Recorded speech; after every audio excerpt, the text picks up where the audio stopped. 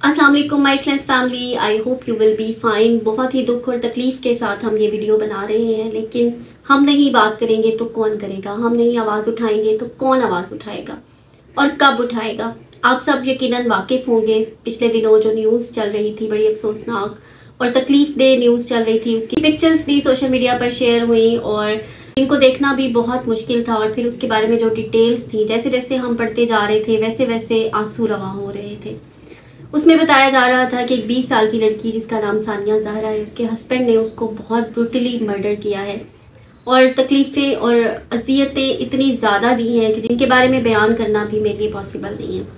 Murder को खुदकुशी का नाम देने की भरपूर कोशिश की गई और अब सुना है कि पोस्टमार्टम रिपोर्ट भी जारी कर दी गई है, जिसके मुताबिक ये वाक़या कत्ल का नहीं बल्कि खुदकुशी का करार दिया गया है और उसमें ये साबित कर दिया गया है कि उस लड़की ने खुदकुशी की, जबकि हकायक इसके बरक्स हैं कि उसको मारा गया, बहुत बेदर्दी से मारा गया। पोस्टमार्टम रिपोर्ट में ये भी बताया गया है कि शी वॉज़ नॉट प्रेग्नेंट, लेकिन बावसूख ज़राए से ये भी पता चलता है शी वॉज़ 5 मंथ्स प्रेग्नेंट। तो सवाल यहाँ पर ये है कि वो वालिदैन कहाँ थे जब उस बच्ची पर तशद्दुद हो रहा था, वो वालिदैन कहाँ थे? क्योंकि ये एक दिन की स्टोरी नहीं है और इसका जो बैकग्राउंड है, कुछ लोग इसका बैकग्राउंड बताते हैं कि मे बी उसको जायदाद की वजह से कत्ल किया गया है और कुछ लोग इसका बैकग्राउंड बताते हैं कि may be she was not in a good character और उसको गैरत के नाम पर कत्ल किया गया है। तो क्या गैरत के नाम पर सिर्फ औरत ही कत्ल होगी? क्या मर्द का गैरत से कोई ताल्लुक नहीं है? क्या मर्द को इजाज़त है कि वो जो चाहे करे, या उसको कोई नहीं पूछ सकता, वो शुतरे बेमहार की तरह जो चाहे करे?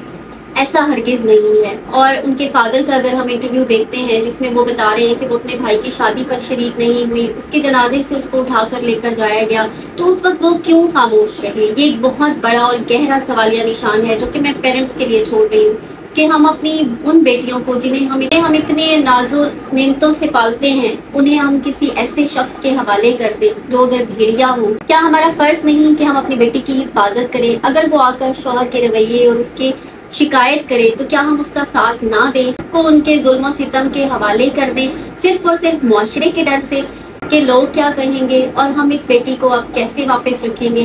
तो मुर्दा बेटी से वो उजड़ी हुई बेटी ज़्यादा बेहतर है। उसको सीने से लगाएं, उसका गम बांटें, उसकी तकलीफ बांटें और जब वो आकर आपसे शिकायत करे तो उसकी शिकायत को ज़रूर सुने। अपनी बहनों के नाम ये पैगाम है कि ये इजाज़त नहीं कि वो आपके ऊपर अब्यूज़ करे, किसी भी किस्म का टॉर्चर करे, चाहे वो मेंटल टॉर्चर हो, चाहे वो फिजिकल टॉर्चर हो, चाहे वो गाली गलौच हो, किसी भी किस्म का अब्यूज़ अगर आप बर्दाश्त करते हैं तो that is against law, that is against Islam. Islam हरगिज़ इजाज़त नहीं देता। इस्लाम तो कहता है कि औरत को छुआ भी ना जाए और उसको मारने से सख्ती से मना किया गया है।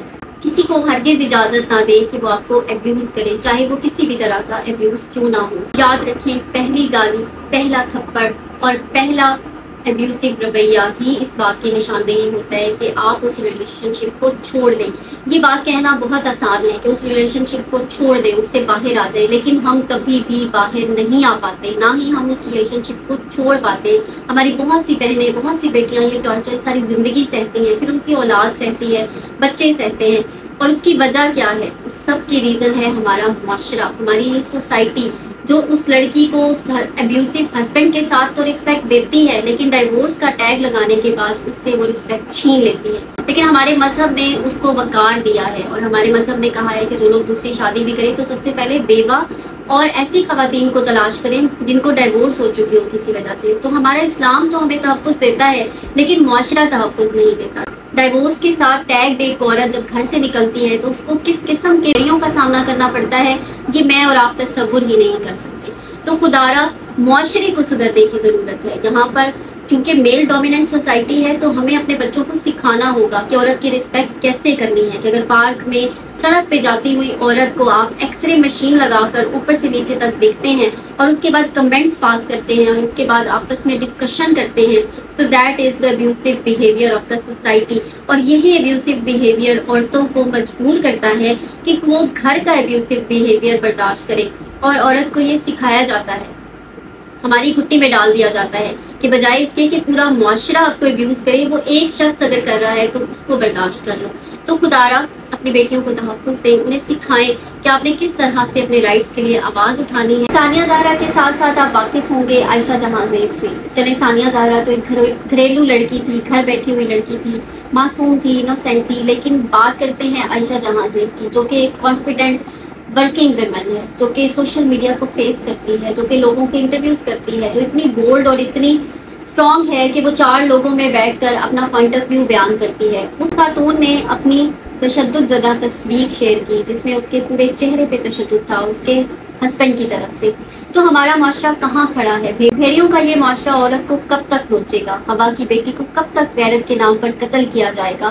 اور ہم کب تک خاموش رہیں گے؟ Being a society it's our responsibility کہ ہم اپنے بچوں کو سکھائیں کہ عورت کی عزت کس طرح سے کرنی ہے، عورت کو کس طرح سے تحفظ دینا ہے، اپنے بچوں کو سکھائیں۔